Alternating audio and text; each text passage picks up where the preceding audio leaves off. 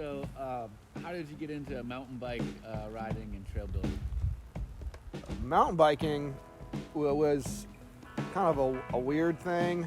My dad was really into road biking and really tried to get me into it, and it just wasn't my thing. And we had these woods behind my house, and I'd always just ride my bike back there. And then, not sure how I came to realize that that was a thing that was called mountain biking, and you could do it, and they had regular bikes for it. And that was kind of all she wrote. I mean, I got my first Norville racing license when I was, as soon as I turned 14 and a half or 15.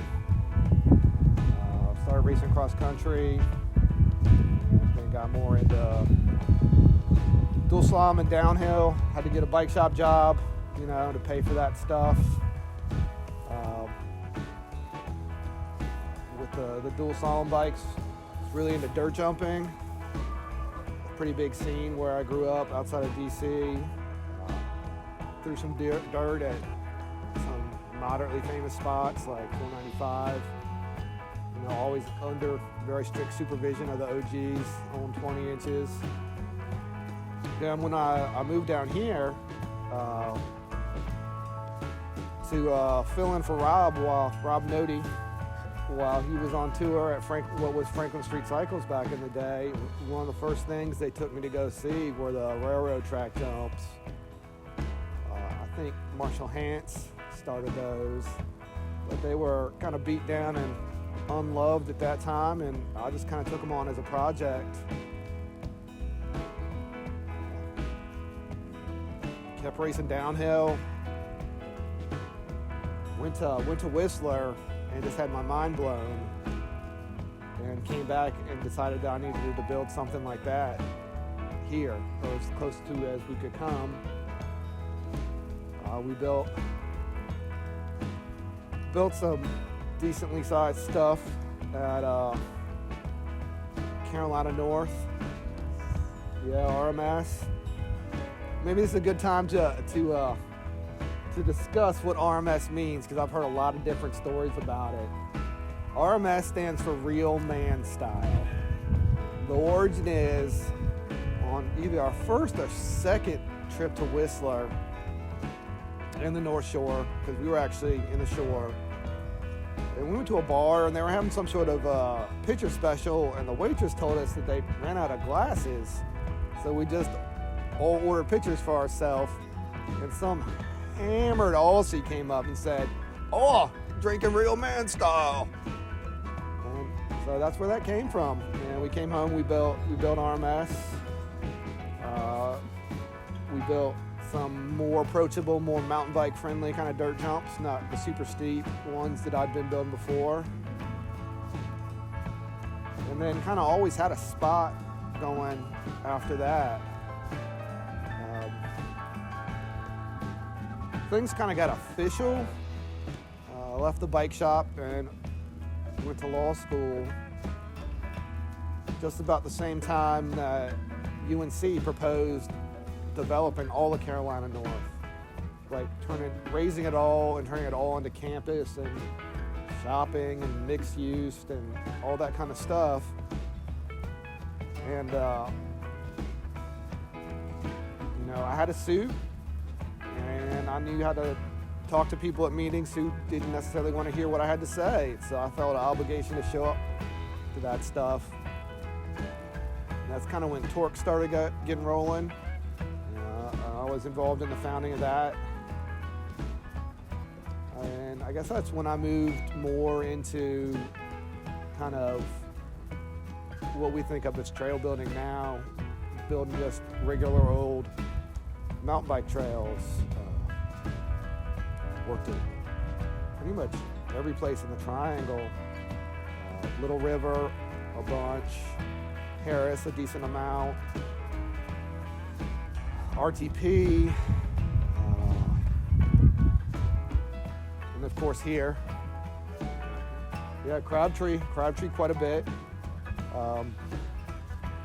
And because I'd been doing a lot of work, the club president at the time, Stu Bryan, asked me to come out and help flag the Briar Chapel trails, which is where we're filming right now. Back even before they had cut in BC Parkway. I mean, I drove my 4Runner right down this power line cut, and I already told the story about how my pup pushed the four-wheel drive selector going through this gully right over here, pulled me back into two-wheel drive, and I slid back down. But we were out here all the time, and so I feel a real deep connection to the Briar Chapel trails, because I've been out here for, how long has it been, Rob? It's been 10 years. Has it been 15? Oh man, I mean it was 2000. I want to say 5 or 6. Yeah, that's right. Yeah, because that's right when I graduated law school. Yeah. So, what's your favorite part of building trails? Like, what is it that really kind of brings you back each day to keep building? That's a tough question. Everybody likes to build new stuff, and I like that as much as anybody else. But trails need maintenance, and I think there's a real disconnect there sometimes. And so making something that's kind of beat down better than it was before is something that really puts a smile on my face. I guess now that I'm talking about it, that's kind of like connects the circle for me, starting really to dig in on my own at the railroad track jumps to the work we're doing here today at Briar Chapel. I mean, I did some of the original work, but a lot of it was done by contractors, especially elevated trail design and native trails. But as mountain biking has blown up, the trails get enough love, so they need some maintenance. And it feels really good to take a berm that wasn't really a berm, and with you guys' help, turn it back into something beautiful that you can rail. What about your favorite tool? What's your favorite tool when you're out on the trail? I mean, I guess it goes back from building BMX dirt jump trails. It's like I will never be without a flat shovel. I think you can do pretty much anything you need to do with a flat shovel. There's other tools that are better, but I'll always have a flat shovel when I'm out in the woods. When you were younger, what was the bike that you had to have? I don't think you realize how old I am, man. Like, my first bike from a bike shop, had thumb shifters and cantilever brakes.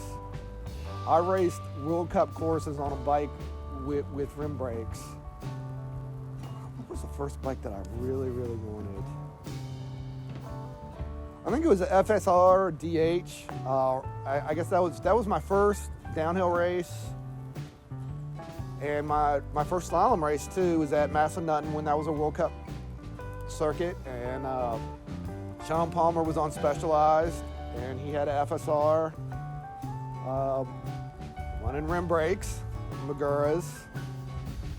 And I had an FSR, and I rode the shit out of that thing.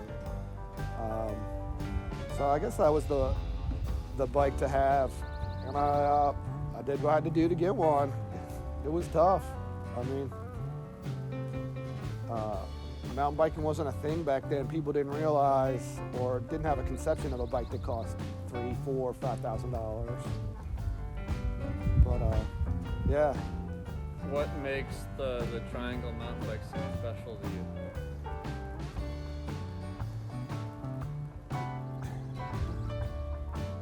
I think what's special about it is that we have so much to ride.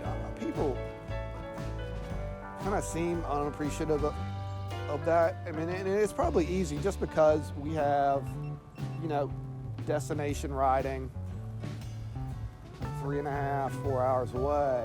And don't get me wrong, I love Pisgah. I mean, I'm up there, every weekend in the season. I'm actually rented a house for all of May to see how the work from home stuff can go from there.